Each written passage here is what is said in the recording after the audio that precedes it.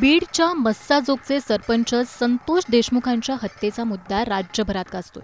बीडमधील गुंडराज आणि तिथल्या राख विक्रीच्या अवैध धंद्यातून वाढणारी गुन्हेगारी आता उघड झाली आहे। अशातच आणखी एका सरपंचाने आपला जीव गमावलाय। राख वाहतूक करणाऱ्या ट्रकने उडवल्यामुळे सरपंचाचा जागीच मृत्यू झाला। आता यावरून राजकारण रंगू लागले। सरपंचाच्या मृत्यूमागे काही काळबेरं आहे का?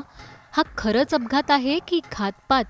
या प्रश्नाची उत्तरं या व्हिडिओतून जाणून घेऊया। त्यासाठी हा व्हिडिओ शेवटपर्यंत पाहत राहा आणि टाइम्स नाऊ मराठीला फॉलो आणि सबस्क्राइब करायला विसरू नका।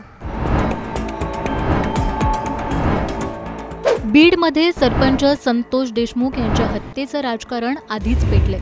संतोष देशमुखांची हत्या ज्या अमानुष पद्धतीने झाली त्यावरून आरोप प्रत्यारोपांच्या फैरी झडतायत। पोलिसांनी या हत्येचा आरोप असणाऱ्या 8 आरोपींना गजाआड केले, तर एक आरोपी अजूनही फरार आहे। अटकेत असलेल्या 8 पैकी 7 आरोपींवर मोक्का कायदा लागू करण्यात आलाय। तर बीडमधल्या गुंडाराज मागे ज्याचा हात असल्याचं बोललं जातं त्या वाल्मिक कराडवर फक्त खंडणीचा गुन्हा दाखल झालाय। एकीकडे हा गदारोळ सुरू असतानाच दुसरीकडे परळीत आणखी एका सरपंचाने आपला जीव गमावलाय।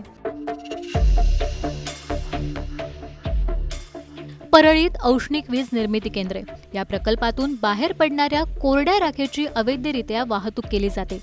या राखेची बेकायदेशीररित्या वाहतूक करणाऱ्या एका ट्रकने बाईक स्वाराला उडवलं। ही धडक इतकी जोरात होती की बाईक स्वाराचा यात जागीच मृत्यू झालाय। या घटनेत ज्यांचा दुर्दैवी अंत झालाय ते आहेत परळीच्या सौदाना गावचे सरपंच अभिमन्यू क्षीरसागर। राखेच्या अवैधरित्या चालणाऱ्या वाहतुकीचा क्षीरसागर हे बळी ठरलेत। परळी तालुक्यातल्या मिरवट फाट्याजवळ हा भीषण अपघात झालाय।